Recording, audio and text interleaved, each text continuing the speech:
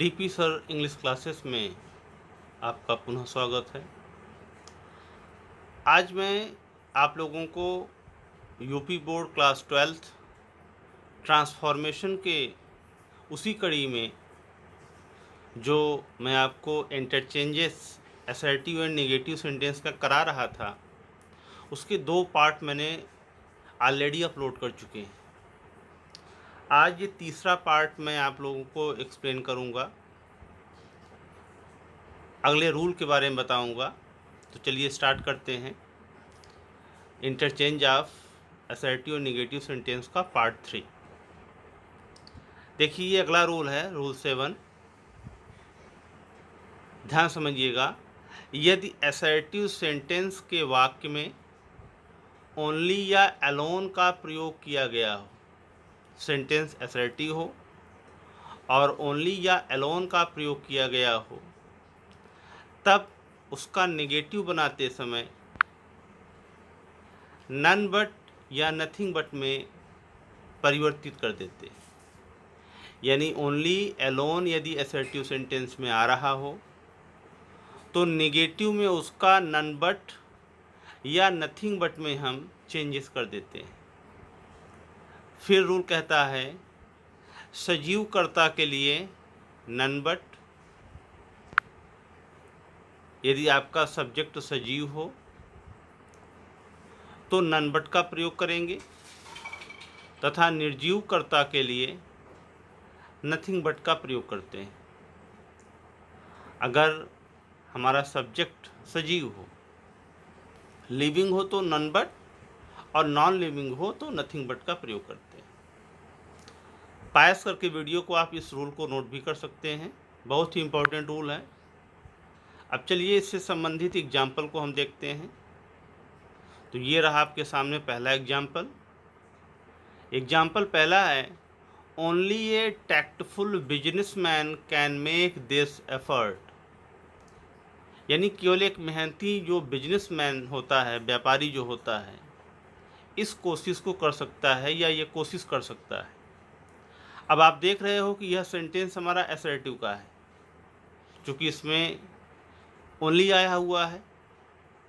Only का प्रयोग शुरुआत में किया गया है, तो रूल के अकॉर्डिंगली हम इसका नेगेटिव नन बट से बनाएंगे। क्योंकि टैक्टफुल बिजनेसमैन ये लिविंग हुआ, सजीव हुआ, तो सजीव के लिए नन बट, निर्जीव के लिए नथिंग बट। तो यहाँ पर हम सबसे पहले नन बट लिख देंगे, नन बट, फिर a tactful businessman can make this effort, पूरा का पूरा as it is write down कर देंगे, लिख देंगे। तो बड़े ही आसानी से, या कितने आसानी से हमने इस असर्टिव को नेगेटिव में चेंज कर दिया।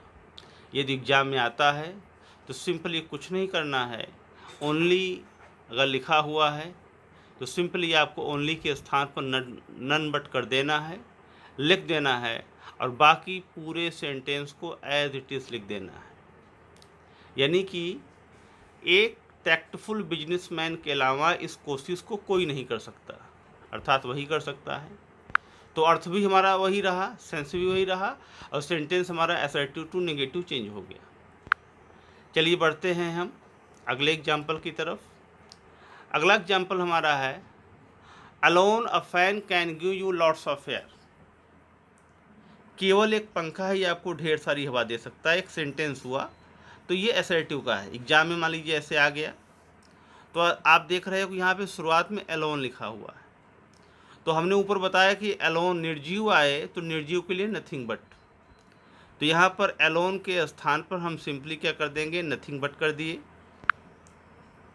यहाँ पर अलोन के स्थान पर हमने सिंपली नथिंग बट कर दिया। बचा था a fan can give you lots of air, तो a fan can give you lots of air as it is लिख दिया। बड़े ही आसानी से यह असर्टिव को हमने नेगेटिव में चेंज कर दिया। आशा है यह समझ में आ गया होगा। चलिए बढ़ते हैं अगले रूल की तरफ। Only you can stand first in this class, assertive sentence. केवल तुम ही इस कक्षा में प्रथम आ सकते हो। अब सेंटेंस देखिए, ओनली से शुरू हुआ, एग्जाम में ऐसे देगा, कहेगा निगेटिव में चेंज करिए। तो सिंपली क्या करना है, जैसे मैंने बताया ओनली के स्थान पे आपको नन बट लिख देना है। फिर बचा हुआ वाक्य है you can stand first in the class, तो आपने लिख दिया you can stand first in the class. तो ये आपका असर्टिव टू निगेटिव चेंजेस बड़े ही आसानी से हो गया।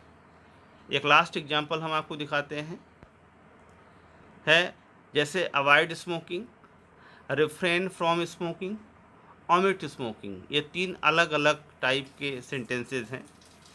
कभी कभी ऐसा भी पूछ लेता है, अवॉइड स्मोकिंग का मतलब हुआ धूम्रपान से बचिए, रिफ्रेन स्मोकिंग का मतलब हुआ धूम्रपान को छोड़िए, और ओमिट स्मोकिंग का मतलब हुआ कि धूम्रपान को गायब करिए यानी हटाइए। यदि इन तीनों में से कोई आता है तो उसका हमारा एक ही निगेटिव बनता है, डू नॉट स्मोक, यानी कि धूम्रपान मत करिए। तो कितने ही आसानी से इस टाइप के वाक्यों का हमने एक तरीके का नेगेटिव बना दिया, क्या, डू नॉट स्मोक। चलिए अब यहीं पर वह नियम समाप्त होता है। अब हम आपको ले चलते हैं रूल 8 की तरफ। 8वां रूल है। 8वां रूल ध्यान से समझिएगा, यदि असर्टिव सेंटेंस के वाक्य में ऑलवेज के साथ व्हेन का प्रयोग किया गया हो, यानी कि ऑलवेज भी आ रहा हो और उसके साथ व्हेन का भी प्रयोग किया गया हो, वाक्य हमारा असर्टिव का हो, तब नेगेटिव सेंटेंस में इसे नेवर में और उसके साथ बट व्हेन में परिवर्तित कर देते हैं। अर्थ एकदम स्पष्ट है। अगर नेगेटिव सेंटेंस में हम उसका चेंजेस करने जा रहे हैं तो ऑलवेज के स्थान पर नेवर लगा देंगे और व्हेन के स्थान पर बट व्हेन लगा देंगे। यानी कि असर्टिव सेंटेंस में यदि ऑलवेज आ रहा हो और ऑलवेज के साथ व्हेन का प्रयोग हो रहा हो तो उसका हम नेगेटिव बनाते समय ऑलवेज के स्थान पर नेवर का प्रयोग कर देंगे और व्हेन के स्थान पर बट व्हेन का प्रयोग कर देंगे, जिससे कि हमारा वाक्य असर्टिव टू नेगेटिव चेंज हो जाएगा। आशा है यह समझ में आ गया होगा। चलिए एग्जाम्पल पर बढ़ते हैं। आपका पहला एग्जाम्पल है, you always work when I see you, कि तुम हमेशा कार्य करो जब मैं तुम्हें देखूं। एग्जाम में आ गया कि यू ऑलवेज वर्क, तुम हमेशा कार्य करो जब मैं तुम्हें देखूं। हमें इसे निगेटिव चेंज करना है। अब रूल को अप्लाई कर दीजिए। देखिए ऑलवेज के स्थान में हमने नेवर लिख दिया और व्हेन के स्थान पर बट व्हेन लिख दिया। वाक्य हमारा असर्टिव टू निगेटिव चेंज हो गया कि तुम कभी भी कार्य मत करो जब मैं तुम्हें न देखूं, अर्थात कि जब मैं देखूं तो तुम कार्य करो, न देखूं तो न करो। अर्थ वही हुआ हमारा। तो इस तरीके से हम असर्टिव टू निगेटिव चेंजेस कर सकते हैं। चलिए हम बढ़ते हैं दूसरे रूल की तरफ। दूसरा रूल है हमारा, दूसरा एग्जाम्पल है, you always laugh when your father sees you, कि तुम हमेशा हंसो जब तुम्हारे पिताजी तुम्हें देखें। तुम हमेशा हंसो जब तुम्हारे पिताजी तुम्हें देखें। अब एग्जाम में ऐसे आ गया, असर्टिव आपको नेगेटिव बनाना हो तो क्या करना है, ऑलवेज का आपने नेवर कर दिया और यहाँ व्हेन का आपने बट व्हेन कर दिया।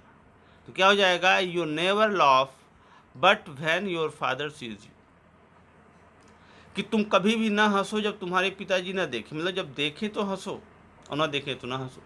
तो आशा है कि अर्थ वही रहा आपका। वाक्य हमारा चेंज हो गया असर्टिव टू नेगेटिव, लेकिन सेंटेंस का अर्थ नहीं बदला, ये ध्यान देना।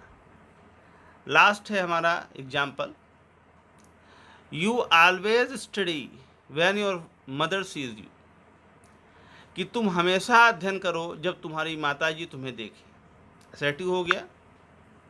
अब इसका हमें निगेटिव बनाना है। कैसे, you never study but when your mother sees you, कि तुम कभी भी अध्ययन मत करो जब तुम्हारी माताजी तुम्हें न देखें। अर्थात कि जब देखें तो अध्ययन करो, न देखें तो न करो। तो यहाँ पर हमने सिंपली क्या किया कि ऑलवेज का हमने नेवर कर दिया और व्हेन आने पर बट व्हेन कर दिया। तो इस तरीके से हमने इसे असर्टिव टू नेगेटिव में चेंजेस कर दिया। तो यहीं पर आपका यह रूल भी समाप्त होता है और आपका यह interchange assertive and negative sentence के सारे रूल समाप्त होते हैं।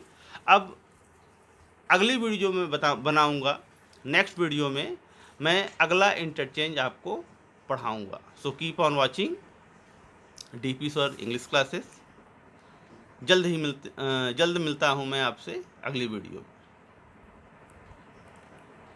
Thank you.